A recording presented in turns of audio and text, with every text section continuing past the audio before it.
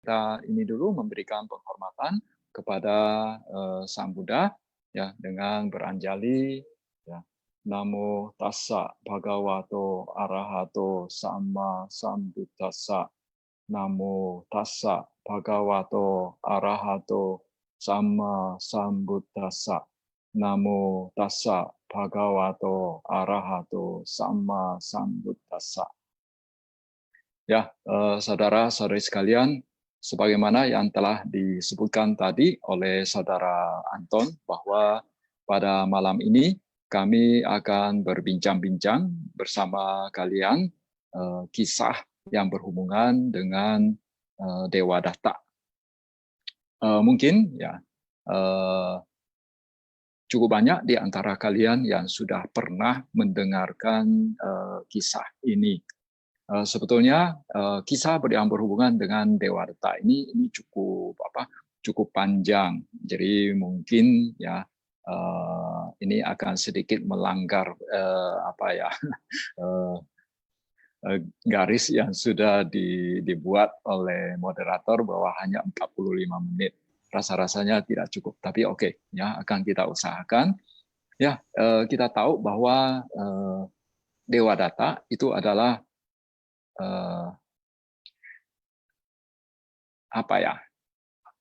kalau nggak salah saudara sepupu dari Sang Buddha. Ya, tolong koreksi saya. Aduh, saya kok jadi lupa. Pokoknya ada hubungan sama ada hubungan keluarga dengan Sang Buddha, dan mereka itu ya sejak kecil sudah kenal ya, karena dalam satu keluarga. Kemudian ya waktu Buddha Gautama telah menjadi seorang Buddha, ya tidak lama kemudian Dewa Datta juga bersama putra-putra Sakya yang lainnya itu ikut menjadi biku, ya termasuk saudaranya yaitu Anuruddha, Badia, dan lain sebagainya. Nah, setelah Dewa Datta ini menjadi biku, saudara-saudara yang lainnya itu sudah mencapai kesucian seperti Badia, Anuruddha, dan lain sebagainya. Tapi yang Dewa Datta ini belum mencapai kesucian, tapi memiliki kesaktian. Nah, kemudian suatu hari ya, di daerah Kosambi, ya waktu Sang Buddha sudah berusia 72 tahun. Jadi waktu itu sebetulnya sudah berusia cukup lanjut. Lantas waktu itu cukup banyak umat yang datang ke Sang Buddha seperti sebagaimana biasanya dan memberikan banyak persembahan kepada Sang Buddha, juga termasuk siswa-siswa utama beliau seperti Bante Sariputta dan Bante Moggallana. Ya, tetapi ya waktu itu ya karena karena Dewa Datta ini dia belum mencapai kesucian, jadi ya dia agak diabaikan oleh umat-umat yang lainnya. Ya, dalam hatinya ya merasa gimana begitu. Ya, akhirnya beliau berpikir ini bagaimana ini supaya saya bisa menarik perhatian umat, supaya saya juga bisa mendapatkan persembahan perhatian yang banyak juga dari umat. Lantas beliau berpikir, ini sekarang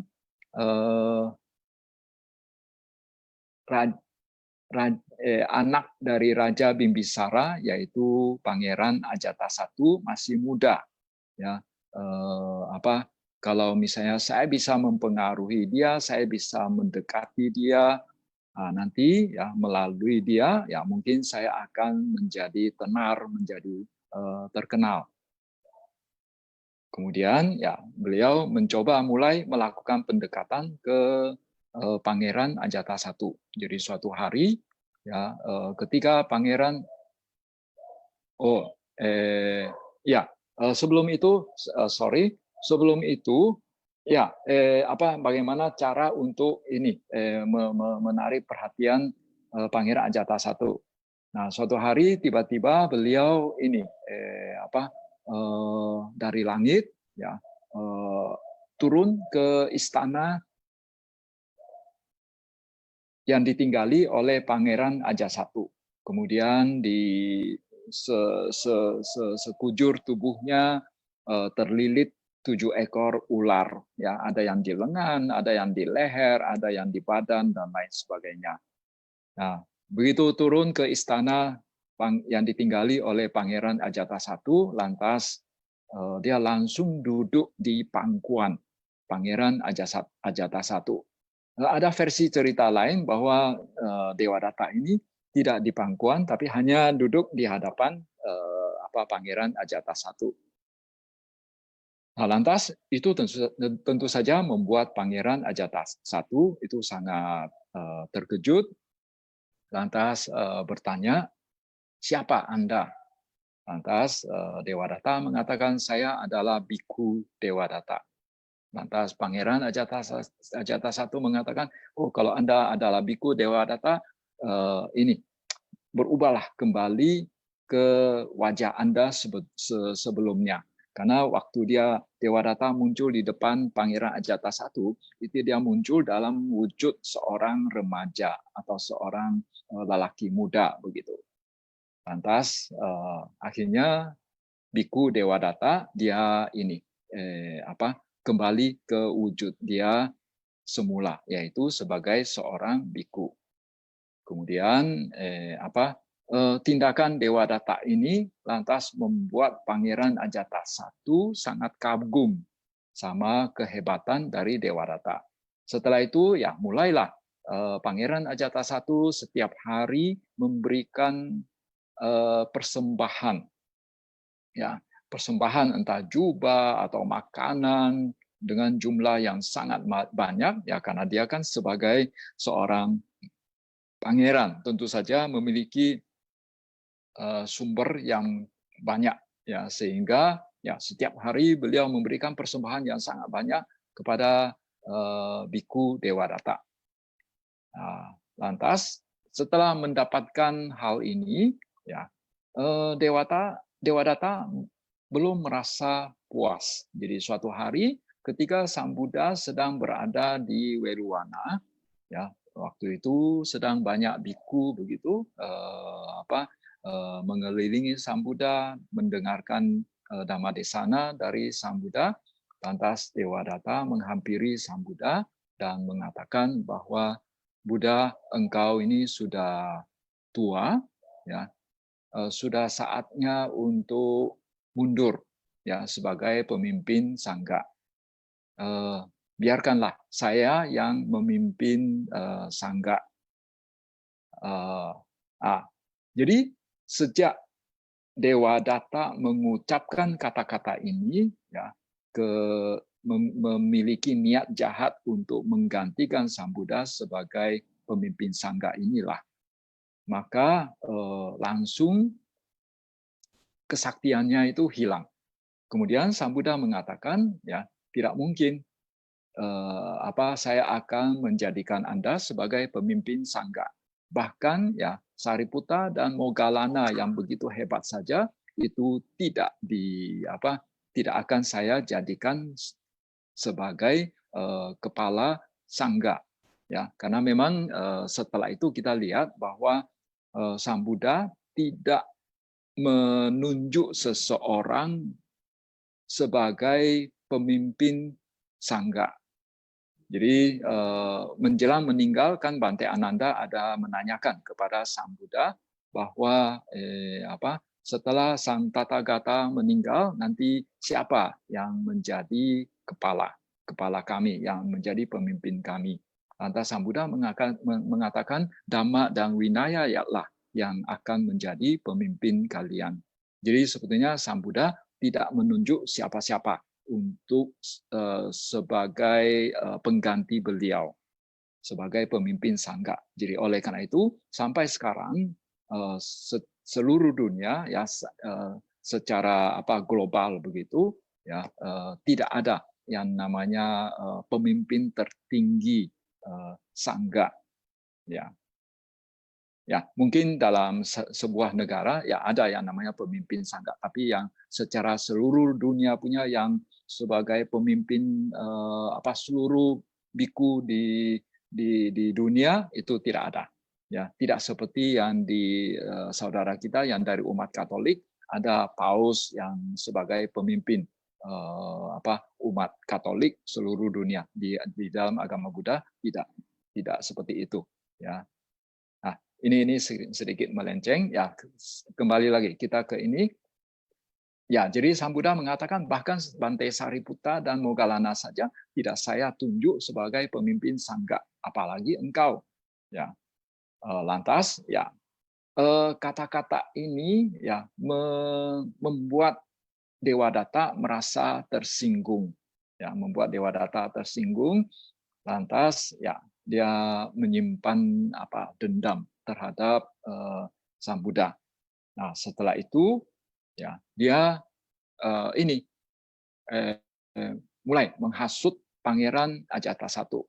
Ya, dia berkata kepada Pangeran Ajatasattu bahwa Anda ini masih Anda ini masih muda dan ayah Anda sudah tua. Sudah saatnya Anda menggantikan ayah Anda. Ya. Lantas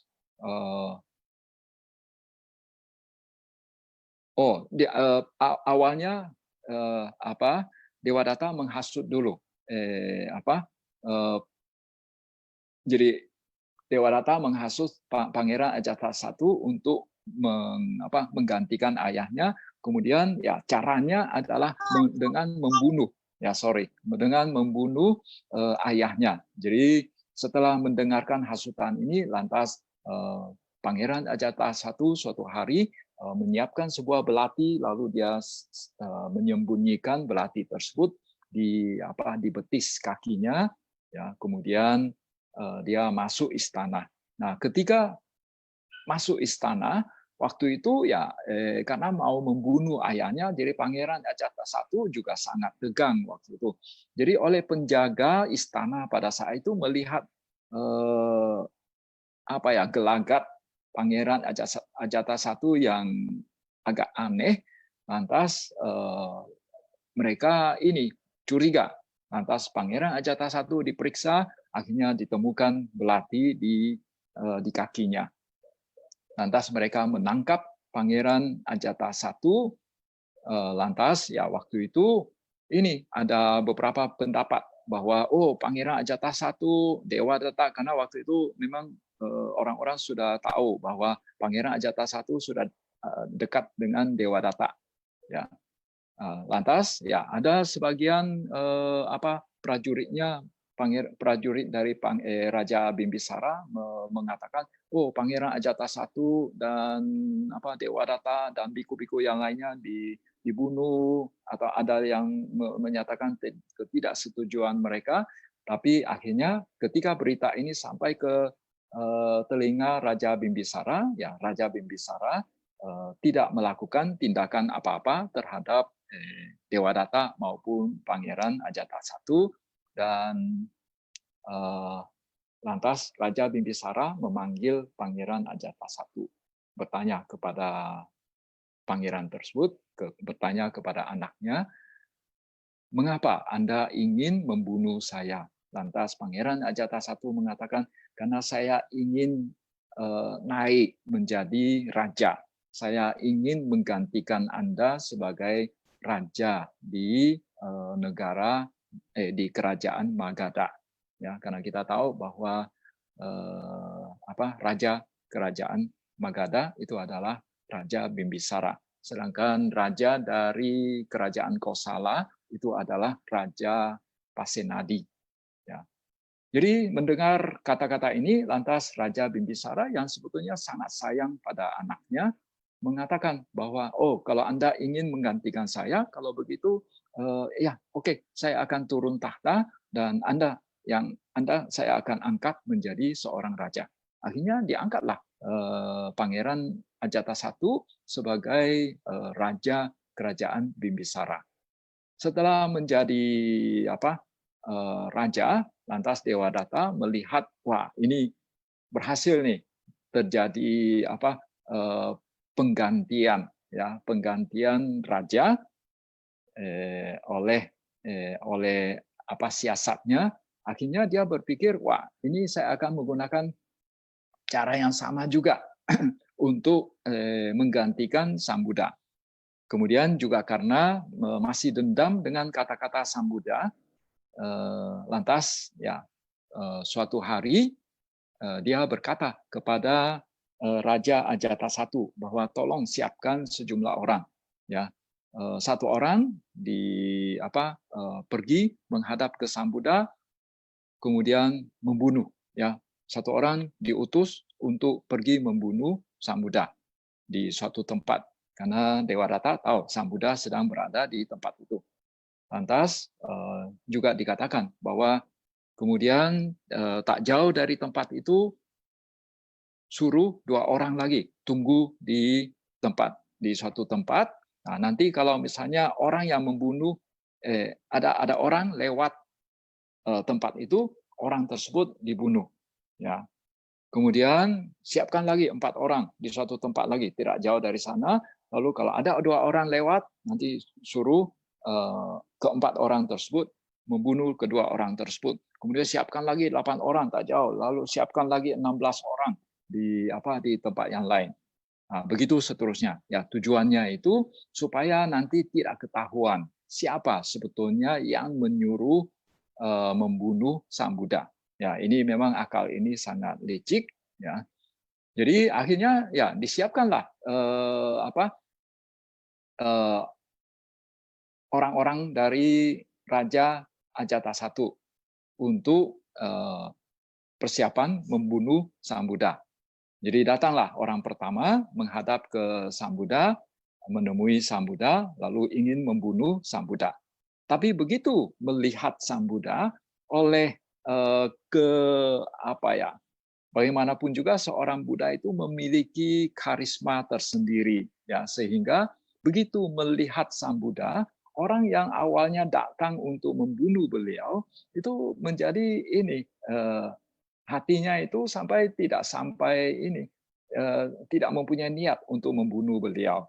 Lantas Sang Buddha yang melihat kebingungan dari orang tersebut, orang yang bingung tersebut, lantas mempersilahkan dia duduk, kemudian membabarkan dhamma kepada beliau, kepada orang tersebut. Nah, akhirnya orang tersebut tercerahkan, ya. Akhirnya Sang Buddha berkata kepadanya bahwa Anda, ya, jangan melewati jalan ini, ya. Anda jangan melewati jalan ini, tapi lewat jalan yang lain, ya. Akhirnya pergilah orang tersebut. Lantas 2 orang yang sudah menunggu di tempat yang sudah ditentukan itu, karena orang pertama ini sudah dititipkan oleh Raja Ajatasattu bahwa setelah Anda membunuh Sang Buddha, Anda harus lewat jalan tertentu, jalan ini, di mana sebetulnya sudah ada 2 orang menunggu dia. Jadi tapi oleh Sang Buddha disuruh pergi lewat jalan yang lain. Akhirnya 2 orang ini tunggu-tunggu tidak datang, akhirnya menyusuri jalan yang sudah ditentukan itu. Akhirnya mereka datang, lalu ketemu Sang Buddha, lalu oleh Sang Buddha dengan menggunakan cara yang sama, akhirnya 2 orang ini diinsafkan, lalu diberikan dhamma desana, akhirnya mereka juga disuruh untuk pergi lewat jalan yang lain. Demikian seterusnya sampai 4 orang yang nunggu, sampai 8 orang yang menunggu, 16 orang yang menunggu itu akhirnya tidak sampai membunuh orang yang mereka tunggu-tunggu. Nah, gagallah rencana dari Dewa Datta. Nah, lantas melihat kegagalan dari orang-orang dari Raja Ajatasattu, lantas Dewadatta mengatakan, Anda ini tidak becus, biar saya saja yang langsung membunuh. Lantas suatu hari, ya, ketika itu Sang Buddha sedang tinggal di kota Rajagaha, ya. Karena kalau Sang Buddha tinggal di kota Rajagaha itu biasanya beliau sering naik ke sering ke Gunung Gijakuta. Jadi ketika Sang Buddha berada di Gunung Gijakuta, lantas suatu hari ya suatu saat beliau turun dari Gunung Gijakuta. Gunung Gijakuta itu sebetulnya suatu bukit ya, tepatnya itu bukan gunung karena tidak terlalu tinggi. Jadi itu hanyalah suatu bukit batu. Jadi ketika Sang Buddha turun dari Gunung Gijakuta, itu Dewadatta sudah sembunyi di suatu tempat. Lantas Dewadatta mencoba untuk mendorong sebuah batu besar untuk melindas Sang Buddha. Ya. Tapi ketika batu tersebut digelindingkan, didorong oleh Dewadatta, ketika sudah sampai dekat ke Sang Buddha, tiba-tiba dalam bumi muncul dua batu, lantas menahan laju dari batu tersebut, sehingga batu ini tidak sampai mengenai Sang Buddha. Tetapi benturan antara batu besar dan dua batu yang menahan ini memercikkan serpihan batu, di mana serpihan batu tersebut sampai melukai kaki Sang Buddha. Karena kita tahu bahwa Sang Buddha itu seorang Buddha itu tidak mungkin meninggal dengan cara dibunuh orang, ya, tidak mungkin, ya, itu adalah suatu kemustahilan, ya. Sempat di masyarakat ada beredar cerita bahwa Sang Buddha itu meninggal karena dibunuh oleh Cunda, karena diracuni melalui makanan yang diberikan. Sebetulnya bukan, ya. Jadi apa yang dipersembahkan oleh Cunda itu bukan racun. Mungkin ini sudah pernah saya singgung dalam pembahasan Dhamma beberapa waktu yang lalu. Tapi di sini saya ingin mengulangi bahwa Sang Buddha bukan diracuni oleh Cunda. Waktu itu Cunda memberikan suatu persembahan makanan kepada Sang Buddha. Dan persembahan makanan yang diberikan ini namanya Sukara Maddawa. Sukara itu artinya babi, lalu Maddawa itu artinya lunak. Nah, ada beberapa tafsiran terhadap apa yang dimaksudkan dengan Sukara Maddawa ini. Ada yang mengatakan Sukara Maddawa ini adalah bagian tubuh yang lunak dari seekor babi. Ada yang mengatakan itu bagian telinga yang dari seekor babi, ya. Lantas makanan tersebut dipersembahkan kepada Sang Buddha. Tapi ada lagi yang mengatakan itu adalah sejenis jamur. Ya, saya pernah membaca sebuah artikel yang mengatakan sampai saat ini di daerah perbatasan antara India dan Nepal, kalau tidak salah, daerah yang disebut sebagai Goraka. Ya, di sana masih ada sejenis makanan yang dengan nama yang mirip dengan itu, di mana makanan tersebut itu memang terbuat dari sejenis jamur. Dan jamur ini tumbuh dari kotoran binatang, kotoran sapi atau kotoran babi dan lain sebagainya. Dan konon ya jamur ini termasuk cukup enak, cukup lezat. Ya. Jadi dari sini kita bisa lihat bahwa yang dipersembahkan oleh Cunda itu sebetulnya makanan enak untuk Sang Buddha. Jadi Cunda bukan mau meracuni Sang Buddha. Bahkan Sang Buddha ya waktu menjelang meninggal juga sempat memberikan pesan kepada Bante Ananda bahwa kalian jangan menyalahkan Cunda telah memberikan makanan kepada Santathagata sehingga Santathagata setelah menyantap itu meninggal. Ya, jadi Sang Buddha sendiri sudah memprediksi bahwa akan ada orang menyalahkan Cunda. Tapi sebetulnya bukan. Jadi Cunda tidak meracuni Sang Buddha. Bahkan Sang Buddha mengatakan Cunda telah melakukan hal yang sangat baik, yaitu memberikan hidangan terakhir buat Sang Tathagata sebelum Sang Tathagata mencapai parinibbana. Ya, jadi seorang Buddha tidak mungkin dibunuh, tidak mungkin meninggal karena dibunuh orang. Jadi rencana Dewadatta untuk membunuh Sang Buddha di Gunung Bijaguta akhirnya gagal. Ya, lantas ya luka Sang Buddha akhirnya diobati oleh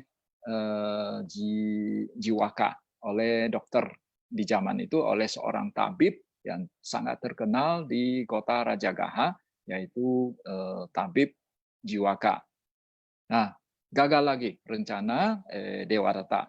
Lantas setelah itu ya Dewadatta mencoba lagi, yaitu dia menghasut seorang penjinak gajah, ya, untuk ini memberikan minuman keras yang banyak kepada seekor gajah yang memang terkenal ganas. Gajah ini namanya Nalagiri. Jadi ketika itu kalau nggak salah di kota Rajagaha juga. Jadi suatu hari ya ketika Sang Buddha sedang pindapata, sedang mau pindapata melewati jalan tertentu di kota Rajagaha, lantas Nalagiri ini setelah diberikan minuman keras, lantas beliau gajah tersebut lantas mabuk, lalu dilepas oleh sang penjinak gajah, lantas tentu saja ya dilepas di daerah yang akan dilalui oleh Sang Buddha. Ketika Sang Buddha melewati tempat itu dan datanglah gajah Nalagiri. Tapi ya sama seperti sebelumnya, yaitu begitu gajah ini mendekati Sang Buddha, ya yang awalnya ganas, ya akhirnya menjadi jinak di hadapan Sang Buddha. Gagal lagi rencana dari Dewadatta. Ya, saya ceritakan agak ringkas saja ya, supaya waktunya keburu. Lantas jadi Dewadatta tidak berhasil lagi untuk membunuh Sang Buddha. Setelah itu ya Dewadatta dia mulai mengumpulkan pengikut. Ya, yang pertama adalah Kokalika. Lalu setelah itu masih ada beberapa lagi. Ya, jadi mereka mulai membentuk satu kelompok, membentuk sebuah klik, ya, membuat sebuah kelompok tersendiri. Nah, lantas setelah kelompoknya cukup 4 orang, bahkan mereka bikin patimokkha sendiri. Ya, ya, jadi harusnya awalnya kalau kita tahu bahwa setiap bulan purnama dan bulan gelap, para biku itu kalau di suatu tempat lebih dari 4 orang, mereka harus berkumpul bersama untuk bersama-sama melantunkan patimokkha atau mendengarkan pelantunan patimokkha. Jadi misalnya di kota Rajagaha itu semua biku-biku yang ada di kota Rajagaha, mereka semua kumpul di suatu tempat lalu mendengarkan pembacaan patimokkha. Nah, jadi waktu itu ya Dewadatta dia bikin kelompok sendiri, lantas dia bikin pembacaan patimokkha sendiri karena mereka itu jumlahnya cukup untuk 4 orang. Karena pembacaan patimokkha itu minimal harus ada 4 orang biku baru bisa melakukan pembacaan. Jadi kalau kurang dari itu tidak melakukan pembacaan patimokkha. Ya. Nah, lantas ya jadi Dewadatta dia bikin satu kelompok sendiri lalu membaca patimokkha. Nah, jadi dari sana ya salah satu definisi dari memecah belah sangga itu bahwa bikin satu kelompok sendiri lalu membaca patimokkha sendiri. Padahal ada kelompok yang lebih besar lagi yang ada juga membaca patimokkha. Jadi dengan demikian ya dikatakan bahwa Dewadatta itu sudah memecah belah sangga. Salah satu definisi memecah belah sangga adalah seperti yang tadi saya katakan, bikin patimokkha sendiri. Nah, jadi apa yang telah dilakukan oleh Dewadatta itu semakin buruk, ya. Dia selain mencoba membunuh Sang Buddha, dia juga memecah belah sangga. Lantas tidak lama kemudian Dewadatta ini mengusulkan ada 5 usul, mengajukan 5 usul langsung kepada Sang Buddha, yaitu bahwa para biku semuanya diharuskan tinggal di hutan. Tidak boleh tinggal di desa-desa, apalagi di kota. Semua biku harus tinggal di bawah pohon. Tidak boleh tinggal di sebuah rumah. Ya. Kemudian semua biku harus makan makanan dari hasil pindapata. Tidak boleh menerima undangan makan ke rumah umat. Kemudian semua biku itu harus memakai jubah dari pansukula, jubah yang terbuat dari potongan kain yang dipungut dari tumpukan sampah. Ya, jadi potongan kain, ya kain-kain yang dibuang di tumpukan sampah itu dipungut, lalu dibersihkan, lalu dijahit, ya disatukan menjadi sebuah kain jubah, lalu lantas itu dijadikan jubah. Ya. Dewa Data mengusulkan semua biku harus menjalani cara hidup seperti itu. Ya, lantas yang usul yang kelima adalah semua biku harus vegetarian. Jadi tidak boleh makan daging dan ikan. Ya. Jadi para biku yang tidak menjalani 5 hal ini itu akan disalahkan, dianggap melanggar winaya. Setelah mendengar ini, Sang Buddha mengatakan, para biku yang mau tinggal di hutan, silakan. Yang mau tinggal di desa juga silakan. Para biku yang mau tinggal di bawah pohon, silakan. Yang tidak mau tinggal di bawah pohon, mau tinggal di dalam rumah, itu juga silakan. Jadi kalau biku mau tinggal di pohon, silakan. Selama 1 tahun itu ada 9 bulan dibolehkan untuk tinggal di bawah pohon. Tapi selama masa wasa itu harus tinggal di dalam sebuah rumah, di dalam sebuah ruangan. Itu memang sebuah peraturan winaya. Ya. Jadi selama wasa tidak boleh, misalnya tinggal di tempat yang tidak ada pintunya, ya, tinggal di tempat yang tidak bisa dikunci. Ya. Itu peraturan. Ya. Kemudian para biku kalau mau ya ini mau mau hanya makan dari hasil makanan pindapata boleh juga. Tapi kalau yang mau menerima undangan makan ke rumah umat juga silakan. Kemudian para biku yang mau hanya mau pakai jubah yang kainnya diambil dari potongan kain di tumpukan sampah silakan. Yang mau menerima persembahan jubah dari umat di mana kainnya itu bagus, itu juga dipersilahkan. Para umat yang mau vegetarian juga silakan, yang tidak mau vegetarian juga silakan. Jadi Sang Buddha menolak usul dari Dewa Data tersebut. Ya, kenapa Dewa Data mau mengajukan 5 usul ini? Tujuannya itu untuk menjatuhkan kewibawaan dari Sang Buddha.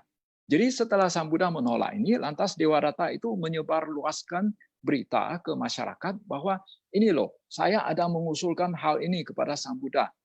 Tujuannya itu supaya para biku itu hidupnya sederhana, ya, supaya para biku itu betul-betul menjalani kehidupan petapa secara ketat. Tapi ternyata Sang Buddha tidak setuju. Ya, ternyata Sang Buddha tidak mau menerima usul ini. Berarti ini para biku yang berada di bawah pimpinan Buddha itu hidupnya itu mereka tidak mau menjalani kehidupan yang sangat ketat. Ya, berarti itu mereka mau senang-senang. Ya, nah, itu tujuan dari Dewa Data. Tujuannya itu untuk menjatuhkan kewibawaan Sang Buddha, menjatuhkan nama baik dari Sang Buddha. Ya, karena dia tahu bahwa Sang Buddha pasti akan menolak hal seperti itu. Ya, karena sebetulnya Sang Buddha itu ya walaupun para biku ya dinasihati agar hidup sederhana, tapi Sang Buddha tidak akan membuat suatu peraturan yang sangat kaku yang mengharuskan para biku itu semua biku itu harus ini karena tidak semua biku itu memiliki parami yang bagus sehingga bisa menjalani kehidupan sebagai petapa secara ketat. Ya. Jadi karena latar belakang masing-masing biku itu berbeda-beda. Ya.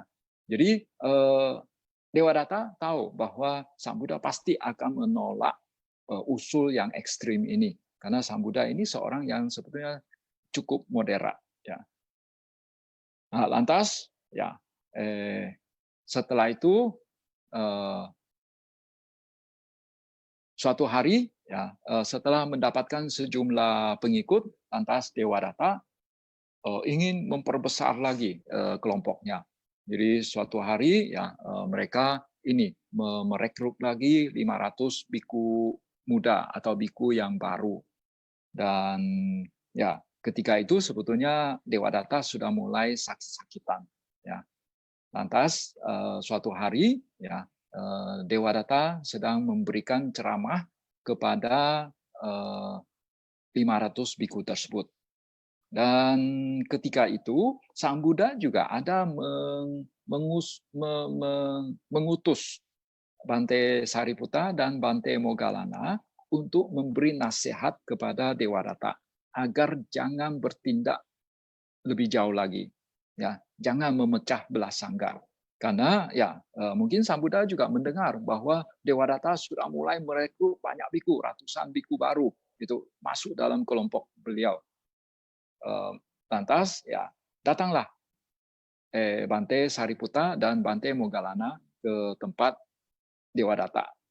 Dan ketika Dewadatta melihat Bante Sariputta dan Bante Moggallana datang, dia kira Bante Sariputta dan Bante Moggallana itu sudah mau meninggalkan Sang Buddha, mau bergabung sama dia, ya, di mana dia sudah mulai kelompok dia mulai membesar, ya, anggotanya sudah mulai banyak.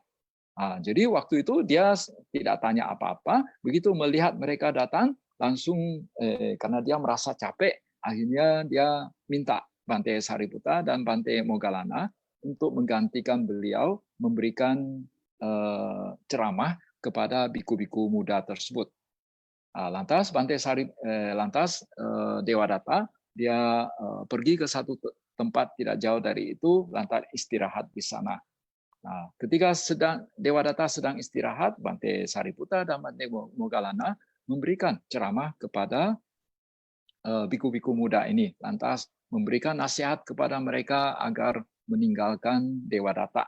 Ya, akhirnya setelah itu ya ke 500 biku muda tersebut itu satu-satu pergi meninggalkan Dewadatta.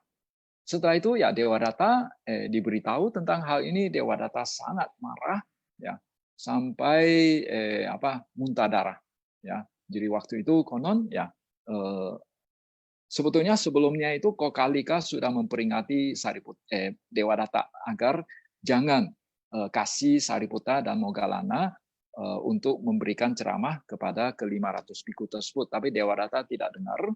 Akhirnya Kokalika itu begitu marahnya ketika Dewadatta sedang berbaring itu, dia menginjakkan kakinya ke dada Dewadatta, lantas Dewadatta sampai muntah darah. Di samping itu tentu saja juga karena Dewadatta sangat marah, jadi akhirnya sampai muntah darah. Ya. Lantas jadi waktu itu Dewadatta sudah mulai sakit-sakitan. 9 bulan kemudian Dewadatta itu dia menyatakan keinginan dia untuk menemui Sang Buddha. Ketika itu Sang Buddha sedang berada di kota Savatthi di Jetavana. Lantas karena beliau Dewadatta-nya itu sudah cukup sakit sehingga tidak bisa jalan sendiri, akhirnya ditandu oleh pengikutnya. Dan akhirnya dia ditandu ke kota Savatthi. Waktu menjelang masuk ke Jetavana, beliau minta diturunkan dari tandu karena ingin mandi dulu sebelum menemui Sang Buddha. Nah, ketika beliau menginjakkan kaki ke tanah, konon ya langsung tanahnya merekah, lantas Dewadatta jatuh ke dalam tanah dan masuk ke neraka Awici. Ya, jadi di kota Savatthi ini ada 3 orang yang masuk neraka Awici.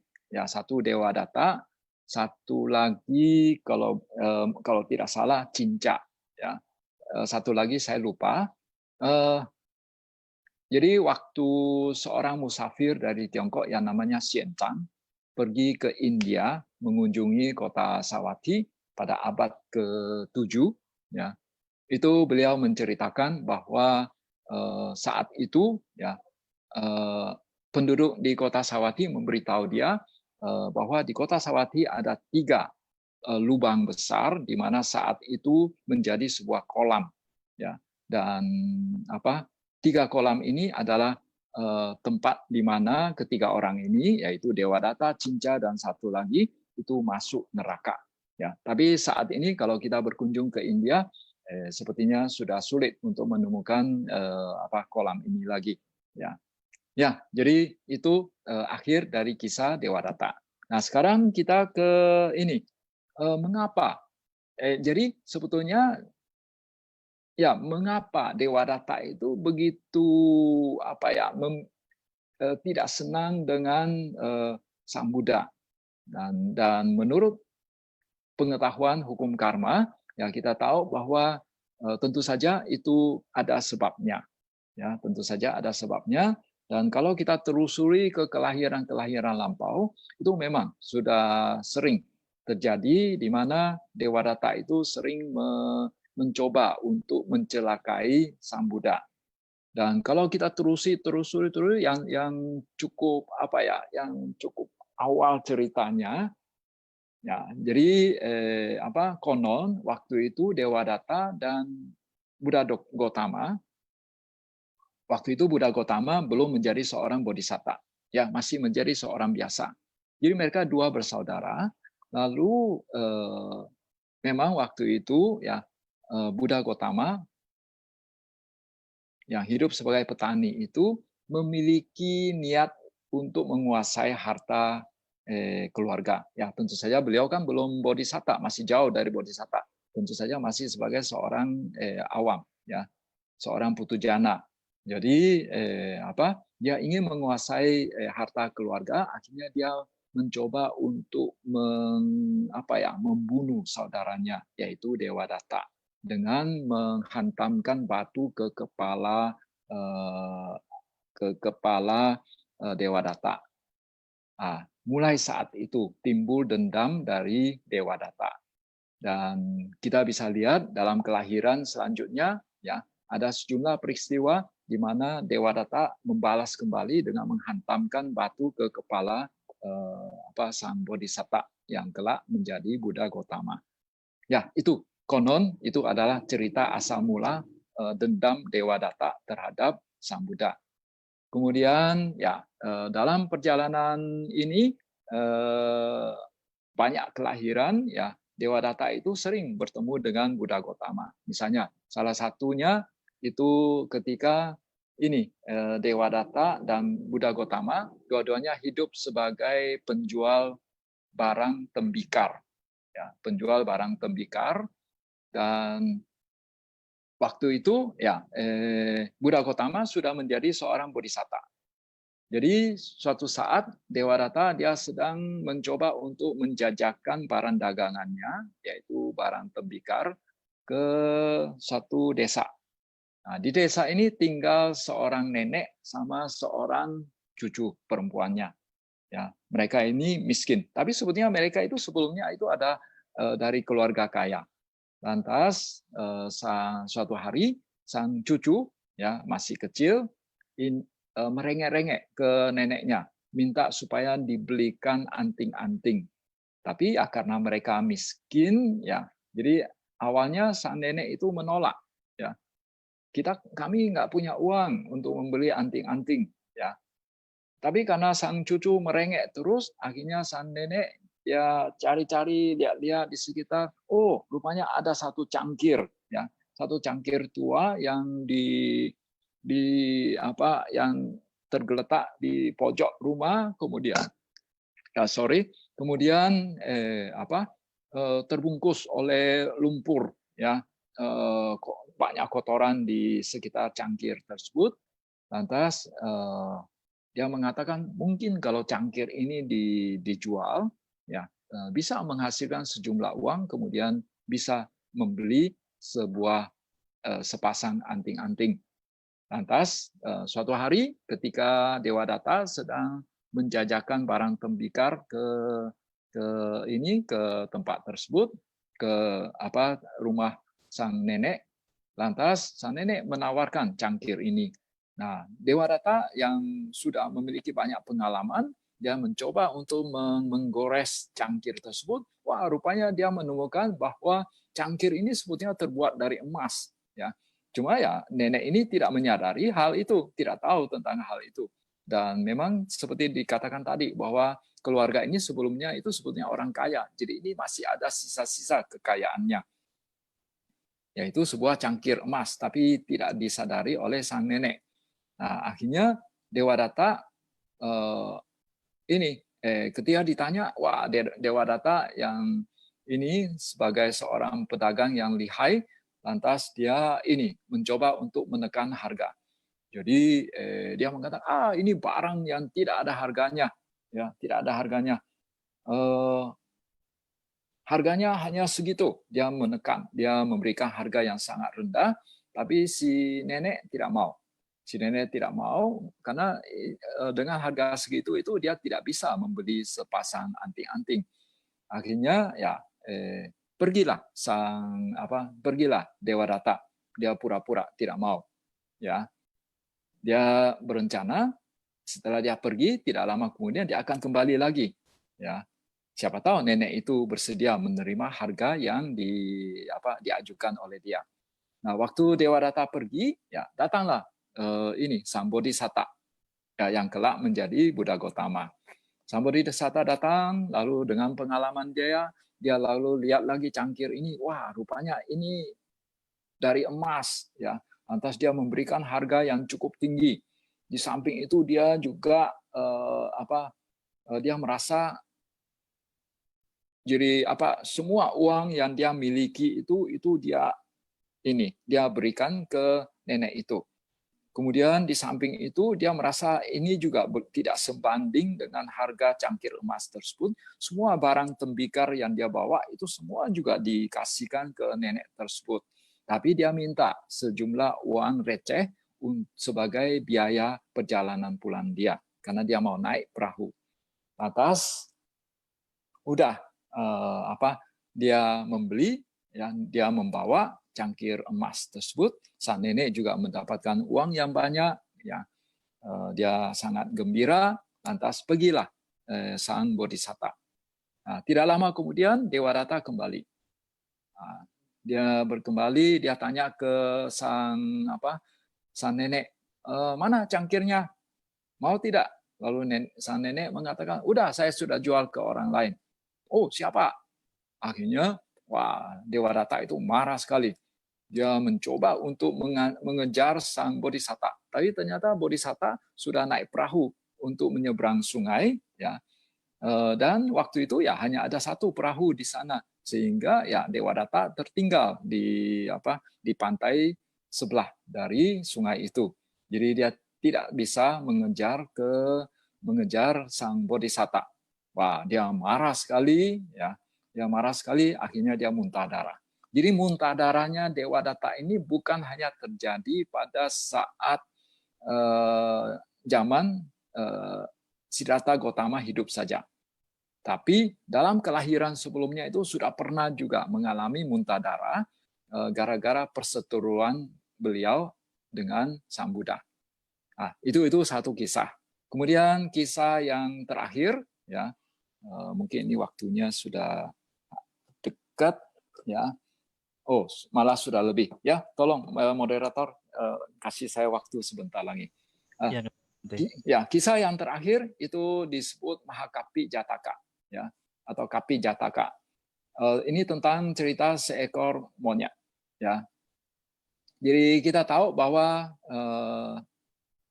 seorang bodhisatta dia bisa saja terlahir sebagai seekor binatang. Tapi binatang tersebut paling kecil itu adalah sebagai seekor burung puyuh.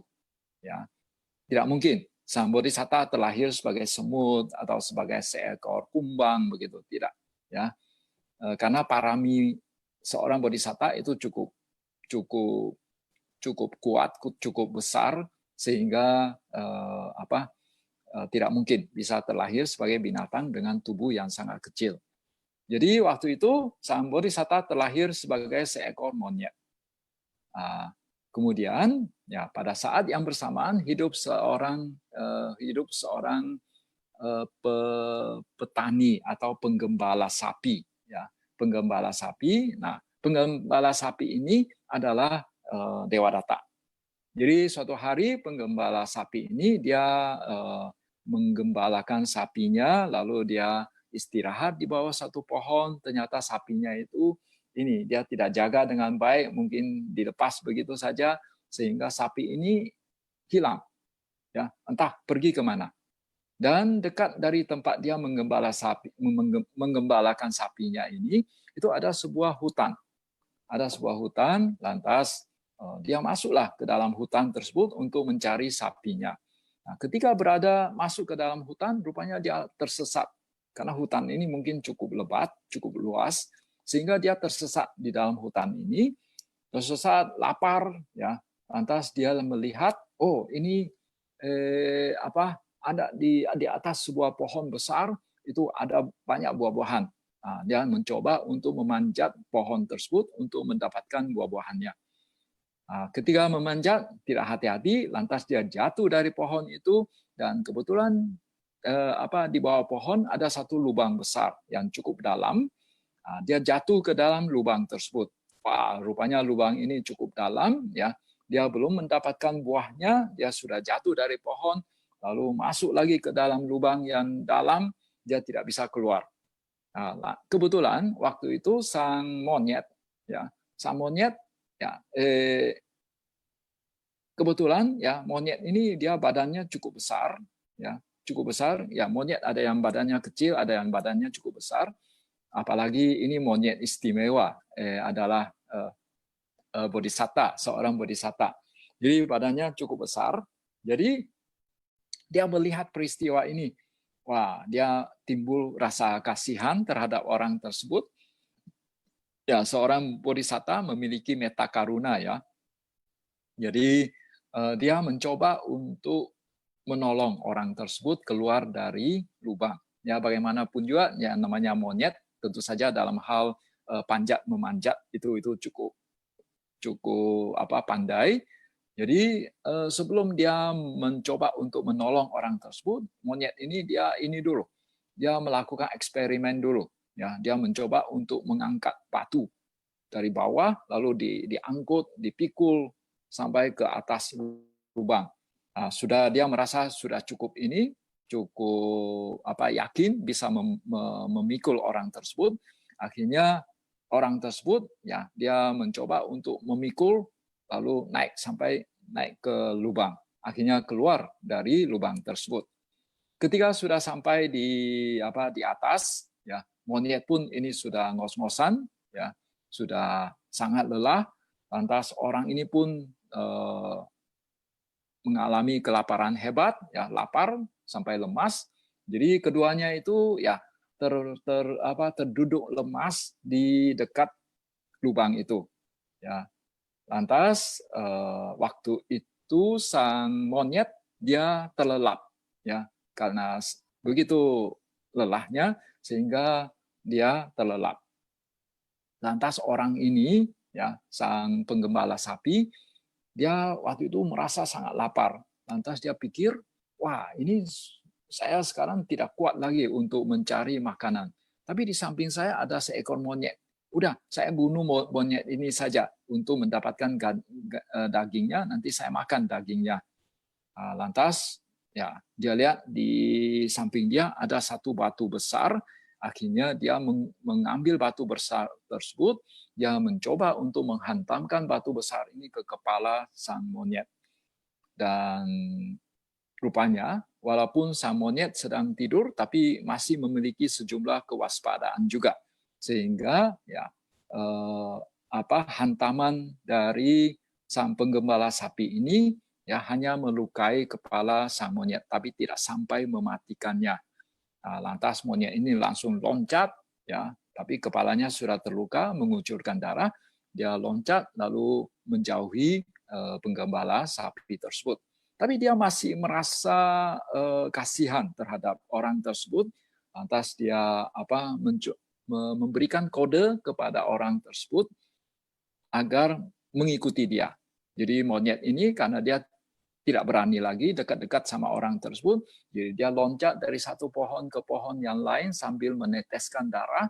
Lalu orang ini dengan menyusuri tetesan darah sang monyet akhirnya bisa keluar dari hutan belukar ini. Dan akhirnya ya selamatlah ya sang penggembala sapi. Jadi dari kisah ini kita bisa lihat bahwa sang bodhisatta ya walaupun dilukai ya, walaupun mungkin dikhianati gitu, tetapi beliaunya tetap memiliki karuna yang sangat dalam terhadap mereka yang sedang berada dalam penderitaan. Ya, jadi dari kisah ini juga kita bisa lihat bahwa apa yang dilakukan oleh Buddha Gautama di kelahiran lampau, yaitu dengan mencoba untuk menghantamkan batu ke saudaranya, itu akhirnya balik lagi kembali ke beliau. Ya, jadi ini dari sini kita bisa lihat bekerjanya hukum karma. Nah, sebagai penutup, ya. Pelajaran apa yang bisa kita dapatkan dari kisah Dewadatta ini? Sebagaimana telah saya ceritakan tadi bahwa asal mulanya itu sebetulnya Buddha Gautama yang salah. Ya, waktu itu ya memang sebagai orang biasa, ya belum mengenal Dhamma, belum menjadi seorang bodhisatta. Awalnya sang Buddha Gautama itu yang salah. Tetapi dalam perjalanan hidup, ya dalam perjalanan dari kelahiran ke kelahiran yang lainnya, itu Buddha Gautama itu semakin bagus, ya semakin bagus. Sedangkan Dewadatta ya semakin merosot karena terhanyut dalam dendam kesumat. Ya, jadi dari sini kita bisa lihat bahwa mungkin ya dalam hidup ini kita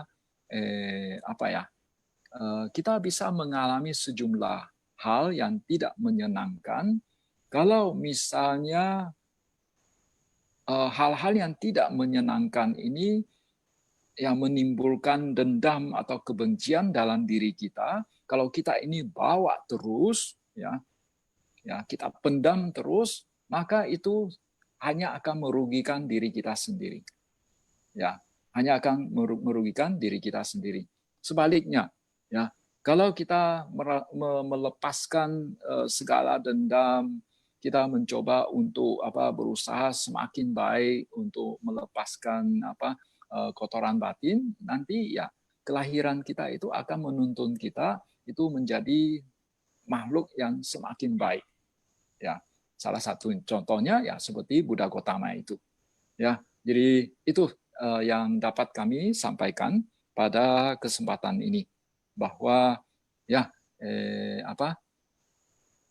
dalam kehidupan kita bisa saja kita melakukan kesalahan. Yang penting ya kita berusaha untuk semakin baik, ya semakin baik, tidak membawa beban masa lalu terus menerus, ya yang akhirnya malah menyeret kita ke lembah yang lebih dalam lagi, ke lembah penderitaan yang lebih dalam lagi.